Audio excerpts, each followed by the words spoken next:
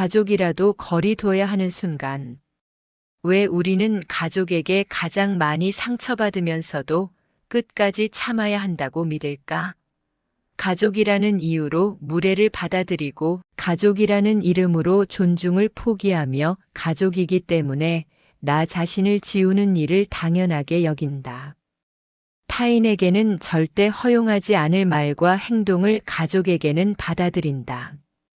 경계를 넘는 간섭도, 인격을 무시하는 말도, 과거를 무기 삼는 협박도 가족이라는 이유로 견딘다. 그리고 이 모든 고통 속에서도 우리는 스스로에게 묻는다. 그래도 가족인데 내가 참아야 하는 거 아닐까? 이 질문 자체가 문제다. 가족이라는 관계가 무조건적인 희생을 정당화하는 면죄부가 되어버렸기 때문이다. 하지만 진실은 이렇다. 가족이라고 해서 모든 관계가 건강한 것은 아니다. 가족이라는 이유만으로 나를 무너뜨리는 관계를 끝까지 붙잡고 있을 필요는 없다. 가족은 가장 가까운 관계다. 가장 먼저 만나고 가장 오래 함께하며 가장 깊은 영향을 주는 사람들이다. 하지만 바로 그 가까움 때문에 가족은 동시에 가장 쉽게 경계를 무너뜨리는 관계가 된다. 타인과의 관계에서는 당연히 지켜지는 예의가 가족 안에서는 사라진다. 상대의 의견을 묻지 않고 결정을 강요하고 사생활을 침해하며 감정을 존중하지 않는다. 우리 사이에 뭘 그렇게 따지냐는 말로 모든 무례가 정당화된다. 가족이니까 참아야 한다는 논리 속에서 존중은 사치가 되고 경계는 이기심으로 치부된다.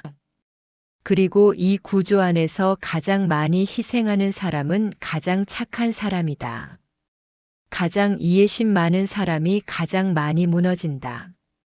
가장 참을성 있는 사람이 가장 깊이 병든다. 가족이니까 이해해야지라는 말이 반복될 때마다 개인의 자존감은 조금씩 깎인다. 처음에는 작은 양보로 시작한다.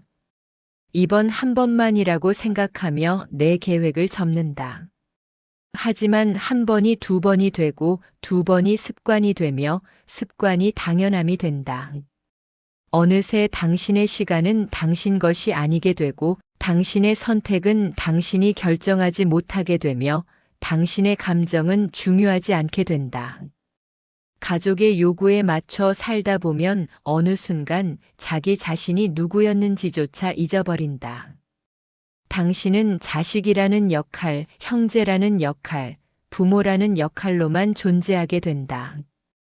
독립된 개인으로서의 당신은 사라지고 가족이 필요로 하는 기능만 남는다. 이 관계가 당신을 지켜주고 있는가, 갉아먹고 있는가?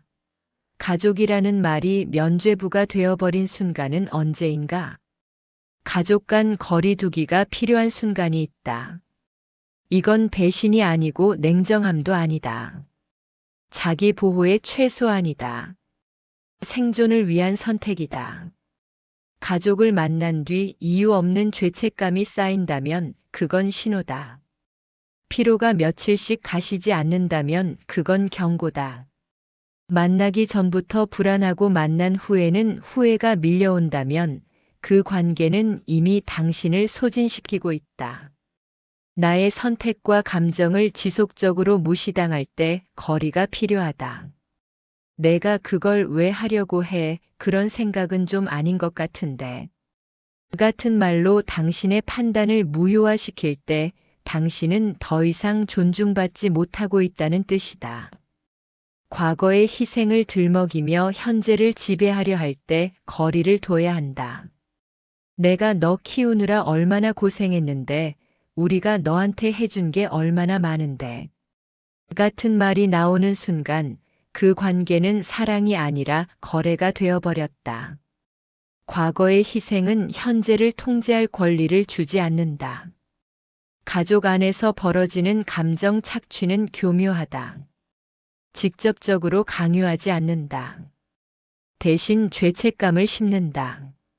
내가 그렇게 하면 엄마가 얼마나 슬플지 알아? 우리 가족이 뭐가 모자라서 이러는 거야? 같은 말로 당신이 잘못된 사람이라는 느낌을 만든다. 당신은 아무것도 잘못하지 않았는데 죄인이 된다. 당신은 당신의 삶을 선택했을 뿐인데 배신자가 된다. 이런 감정 조작이 반복되면 당신은 스스로를 믿지 못하게 된다. 내가 이기적인 건가, 내가 냉정한 건가, 내가 잘못된 건가 하는 의심이 쌓인다. 하지만 진실은 이렇다. 당신이 이기적이어서가 아니라 상대가 당신의 독립을 받아들이지 못해서다. 당신이 냉정해서가 아니라 상대가 당신을 통제하려 해서다. 비교도 무기가 된다. 남들은 다 부모님 말 잘 듣던데, 내 동생은 그렇게 안 하던데, 같은 말로 당신을 깎아내린다. 비교를 통해 당신은 항상 부족한 사람이 되고 항상 더 해야 하는 사람이 된다. 통제는 더 은밀하게 작동한다. 내가 다 너 잘 되라고 하는 말이야 라는 말로 포장되지만 실제로는 당신의 선택권을 빼앗는다. 무엇을 입을지, 누구를 만날지, 어디서 살지, 무슨 일을 할지까지 간섭한다. 그리고 이 모든 것이 사랑이라는 이름으로 정당화된다. 하지만 사랑은 통제가 아니다. 사랑은 상대를 독립된 인격체로 존중하는 것이다. 존중 없는 관심은 침해고 경계 없는 사랑은 집착이다. 특히 시니어 시기에 가족 관계는 더 무거워진다. 부모가 나이 들면서 의존도가 높아지고 자식에 대한 기대가 커진다. 이 나이에 외로운데 자식이라도 챙겨줘야 하는 거 아니야 라는 논리가 강해진다. 하지만 이 논리는 위험하다. 부모의 외로움을 자식이 책임질 수는 없기 때문이다.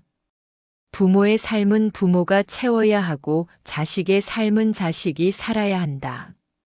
이 경계가 무너지면 양쪽 모두 무너진다. 부모는 자식에게 의존하며 더 외롭고 불안해지고 자식은 부모의 감정을 떠안으며 자기 삶을 잃어버린다. 시니어 시기에는 오히려 거리 조정이 더 중요하다. 서로의 독립을 인정하고 서로의 삶을 존중하며 필요할 때 도움을 주되 삶 전체를 책임지지 않는 균형이 필요하다. 이 균형 없이는 건강한 노후도 건강한 가족 관계도 불가능하다. 많은 사람들이 거리를 두지 못하는 이유는 두려움 때문이다. 거리를 두면 버려질까 두렵다. 가족에게 미움받을까 두렵다. 나쁜 자식, 나쁜 형제로 낙인 찍힐까 두렵다. 그래서 참는다. 견딘다. 자기를 지우면서까지 관계를 유지한다. 하지만 이렇게 유지된 관계는 진짜 관계가 아니다. 한쪽이 무너지면서 겨우 지탱되는 관계는 언젠가 반드시 무너진다. 죄책감에 중독된 사람도 많다. 가족을 위해 희생하는 것이 의무라고 믿고 그 희생을 통해서만 자기 가치를 확인한다. 내가 참아야 우리 가족이 유지되라는 생각에 갇혀 있다. 하지만 당신이 참는다고 가족이 되는 게 아니라 당신만 무너질 뿐이다. 그래도 가족인데라는 사고에 고정된 사람들도 있다. 가족이기 때문에 무조건 함께 해야 한다고 믿는다. 하지만 정말 가족이기 때문에 참아야 하는가? 가족이라는 이유만으로 나를 무너뜨리는 관계를 지켜야 하는가? 거리 두기를 하지 않으면 삶 전체가 가족 감정에 종속된다. 당신의 하루는 가족의 기분에 따라 결정되고 당신의 선택은 가족의 반응을 먼저 고려하게 되며 당신의 행복은 가족이 만족할 때만 허용된다. 이렇게 살다 보면 개인의 노후는 사라진다. 당신은 당신을 위한 노년을 준비하지 못하고 가족을 위한 도구로만 존재하게 된다. 정신 건강도 무너진다. 끊임없는 죄책감, 만성적인 피로, 이유 없는 불안이 쌓인다. 자존감은 바닥으로 떨어진다. 나는 가족을 위해 이렇게 많은 걸 했는데 왜 행복하지 않을까, 왜 인정받지 못할까 하는 의문이 끊이지 않는다. 답은 간단하다. 당신이 충분히 하지 않아서가 아니라 이 관계 자체가 건강하지 않아서다. 건강한 가족 관계는 가까움이 아니라 경계 위에서 유지된다. 서로의 영역을 존중하고 서로의 선택을 인정하며 서로의 감정을 강요하지 않는 것이다. 가까이 있으면서도 각자의 삶을 사는 것이다. 도움을 주되 의존하지 않고 관심을 갖되 간섭하지 않으며 사랑하되 소유하지 않는 것이다. 이런 관계는 거리가 있어도 끈끈하고 떨어져 있어도 안정적이다. 반대로 경계 없는 관계는 아무리 붙어 있어도 불안하고 매일 만나도 갈등이 끊이지 않는다. 물리적 거리가 아니라 심리적 경계가 관계의 질을 결정한다. 가족과의 거리는 사랑이 부족해서 필요한 게 아니라 나를 지키기 위해 필요한 선택이다. 당신이 거리를 두는 건 가족을 미워해서가 아니라 당신 자신을 사랑하기 때문이다.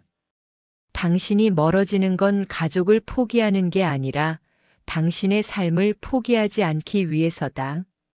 관계를 유지하기 위해 나 자신을 잃어버리는 순간 그 관계는 이미 건강하지 않다.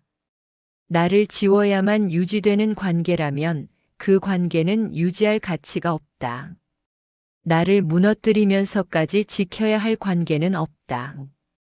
가족이라 해도 예외가 아니다. 거리 두기를 통해서만 비로소 가족 관계가 다시 숨 쉴 수 있다. 너무 가까우면 질식한다. 서로를 너무 강하게 붙잡으면 둘 다 무너진다. 거리를 두면 오히려 보인다. 상대가 어떤 사람인지, 이 관계가 어떤 의미인지, 내가 정말 원하는 게 무엇인지가 명확해진다. 거리가 생기면 압박이 줄어든다. 매번 맞춰야 한다는 강박에서 벗어나고 계속 이해해야 한다는 부담에서 해방된다. 그러면 진짜 선택이 가능해진다. 의무가 아니라 진심으로 가족을 대할 수 있게 된다. 억지로가 아니라 자발적으로 관계를 이어갈 수 있게 된다. 이게 역설이다. 거리를 두는 것이 관계를 지킨다.